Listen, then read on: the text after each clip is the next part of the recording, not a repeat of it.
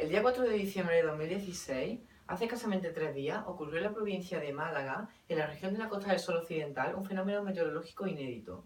En esta zona las precipitaciones registradas en dicha fecha superaron con creces los récords obtenidos hasta ese momento en el ámbito de las precipitaciones máximas en 24 horas. En localidades costeras como Estepona, Manilva o Marbella, el temporal descargó una precipitación de 200 litros por metro cuadrado en menos de 12 horas. En concreto, en Estepona se registró una cifra de 84,1 litros por metro cuadrado en una sola hora, referencia que se supera solamente en 2007 en Nerja o en 2012 en Álora.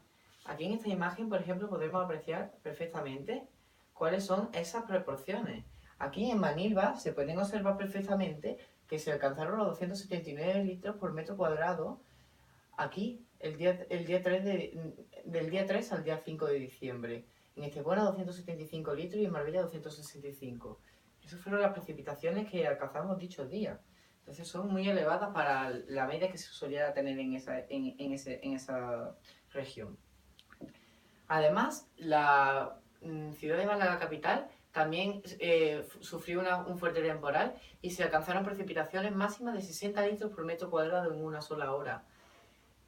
Estas precipitaciones han sido recogidas por la estación pluviométrica del aeropuerto Pablo Picasso de Málaga, cuyo transporte tuvo que cortarse y se retrasaron las comunicaciones internacionales.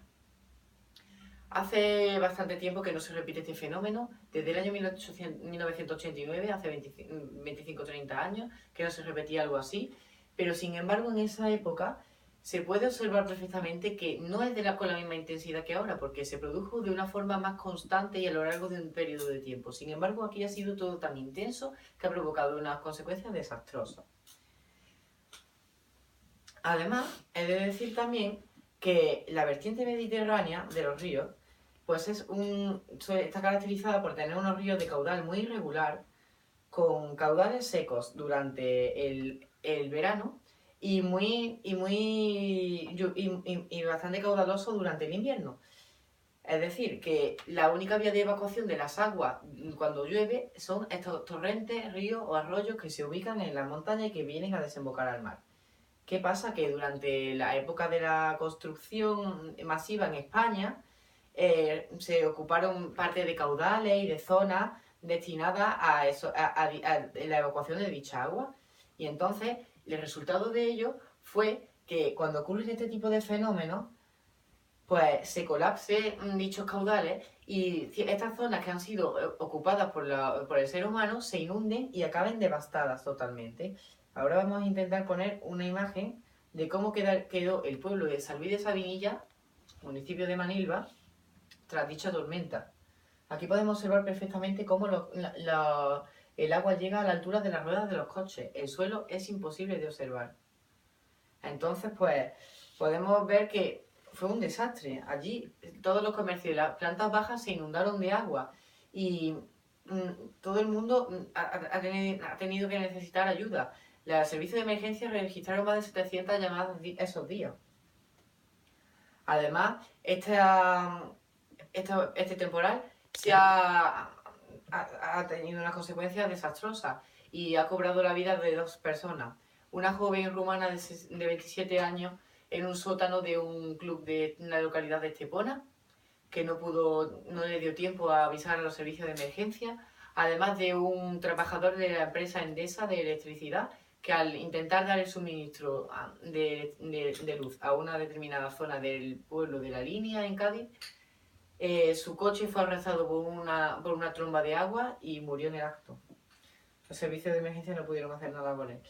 Además de eso, solamente se pueden observar daños materiales. Estos daños materiales se pueden observar, por ejemplo, en las localidades de Manilva. Allí, más de un centenar de coches han quedado totalmente inservibles. Sus dueños no pueden utilizarlos. Están directamente para tirarlos a la basura. Y se pueden ver aquí perfectamente cómo los coches estaban hasta esa altura. Y en los garajes, lo que pasó fue que se llenaron hasta arriba. Vamos, hubo algunos en dicha localidad que, por ejemplo, en mi propia urbanización, porque yo tengo un piso allí, 25 coches a la basura, así de claro. y se anularon las comunicaciones entre dichas poblaciones. En la Nacional 340 tuvo que ser cortada a la altura de Sabinilla, tanto como de San Roque y La Línea, por fuertes inundaciones. Es más, damos las gracias que estaba construida dicha carretera. Si no hubiera sido gracias a ella, la localidad de Manilva hubiese tenido unas consecuencias desastrosas. Ahora bien podremos observar, en cuanto yo termine de pasar esta imagen, cómo quedó la autovía a paso por esta localidad. La Nacional 340 quedó totalmente anegada y sirvió como de cortafuegos para evitar que el pueblo se llenase totalmente de agua. El soterramiento de la vía en la parte central del pueblo quedó totalmente como una piscina. Esa misma noche varios servicios de bomberos tuvieron que achicar el agua y el servicio de la autovía se reanudó al día siguiente. Mientras tanto, la única forma de acceso a estas localidades era mediante la autopista de peaje, que no se abrió al público en ningún momento. A pesar de las grandes pérdidas económicas y materiales que tuvieron estos vecinos de esta zona, tuvieron que hacer frente también al peaje de la autopista. También hay que declarar otros daños en infraestructura, como pueden ser en vías urbanas, que por ejemplo en San Luis de Sabinillas, que fue el pueblo más afectado ya que ha caído la mayor cantidad de agua. Aquí en esta localidad, el paseo marítimo quedó totalmente derruido. Además, las excavadoras tuvieron que hacer una serie de labores para derruir el muro de paseo marítimo y poder desaguar todo el pueblo. Si no, se hubiera quedado estancada todo el agua. Además, en la localidad de Estepona, un colegio y un centro de salud han quedado anegados de agua. Las clases de primaria y de educación secundaria obligatoria tuvieron que ser suspendidas durante el lunes. El miércoles, que fue el día lectivo, se retomaron dichas clases. A estas grandes pérdidas también hay que sumar, tendrán que ser subsanadas lo antes posible. De ello se ha hecho cargo el Gobierno Central, la administración correspondiente a la Junta de Andalucía, así como los determinados ayuntamientos. Al día siguiente de la inundación, Susana Díaz, la presidenta de la Junta de Andalucía, adelantó su visita a Málaga junto con el ministro de Interior y viajaron a lo largo de los puntos de mayor han salido mayor perjudicado en dicho temporal. Estuvieron visitando la ciudad de Marbella, tanto como Estepona, y por la tarde fueron a Cádiz visitando la estación de San Roque y La Línea a las 4 de la tarde. Esos días se encontraba la línea 3 días de luto debido a la muerte de dicho operario de Endesa mencionado anteriormente. Si la conexión en internet me lo permite, podremos observar varias imágenes de cómo quedaron los domicilios por dentro en algunas de estas localidades. Por ejemplo, esto de hecho con fango. Es imposible de vivir aquí dentro. Mucha gente lo ha perdido todo. La gente está desesperada. Para ello se han abierto una serie de puestos en las tendencias de alcaldía, por ejemplo, en Manilva se ha abierto un puesto especial y los vecinos que hayan sufrido tanto pérdidas materiales como económicas y todo lo que acarrea este desastre han podido allí